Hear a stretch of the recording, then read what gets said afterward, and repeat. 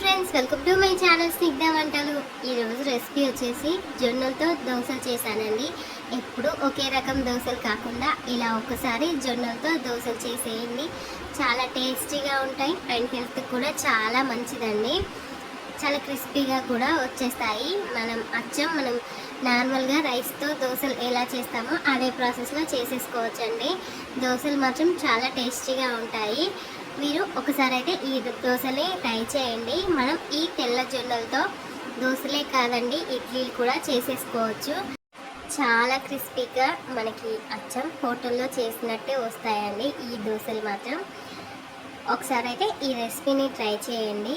మీరు దోశ తినాలనుకుంటే ఇలా ఒకసారి అయితే జొన్న దోశ చేసేసుకోండి, చాలా బాగుంటుందండి. మీరు రైస్ దోశలు స్కిప్ చేయాలనుకుంటే మీరు రైస్ ప్లేస్లో ఈ జొన్నలతో దోశలు అయితే చేసేసుకోండి, బాగుంటాయండి. టేస్ట్ మాత్రం చాలా బాగుంటాయి, తప్పకుండా ట్రై చేయండి. ఇప్పుడు రెసిపీలోకి అయితే వెళ్ళిపోదాం. ఒక పెద్ద గిన్నెని తీసేసుకొని 3 టీ గ్లాసుల వరకు ఈ జొన్నలను అయితే వేసేసుకోండి. నేనైతే చిన్న టీ గ్లాస్తో అయితే తీసుకున్నానండి. ఇవి నేను తీసుకున్నవి తెల్ల జొన్నలండి. ఇలా 3 టీ గ్లాసుల వరకు అయితే వేసేసుకోవాలి. ఇప్పుడు ఇందులోనే ఒక గ్లాస్ వరకు మినపప్పును వేసేసుకోండి. అలాగే ఒక గ్లాస్ వరకు రైస్ను వేసేసుకోండి. మీకు రైస్ వేయడం ఇష్టం లేకపోతే ఇది మిక్సీ పట్టే ఒక 10 మినిట్స్ ముందు లావు అటుకులు నానబెట్టేసి అవి వేసేసుకోండి, సరిపోతుంది. 3 to 4 టైమ్స్ వరకు బాగా వాష్ చేసి ఫ్రెష్ వాటర్ వేసి నానబెట్టేసుకోండి. మనకి నైట్ కల్లా నానిపోయి ఉంటుంది కదా, మార్నింగ్ నానబెట్టేస్తే ఇప్పుడు మిక్సీకి అయితే వేసేసుకోవాలండి.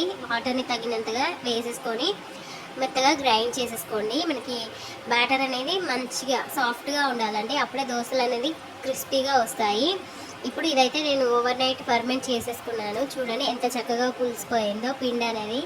మనకి ఇలా ఎక్కువగా పులవడం వల్ల దోశలు అనేది బాగా వస్తాయండి. ఇప్పుడు ఈ పిండిలోకి తగినంతగా ఉప్పు అయితే వేసేసుకోవాలి. ఇలా ఉప్పు వేసేసుకొని వాటర్ని కూడా వేసి పిండిని అయితే కలిపేసుకోండి దోశ బ్యాటర్ లాగా.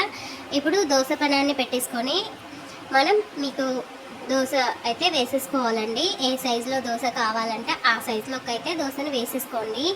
పైన అయితే నేను క్యారెట్ వేసేసుకుంటున్నానండి. ఇలా క్యారెట్ వేయడం వల్ల పిల్లలకైతే బాగా నచ్చేస్తుంది.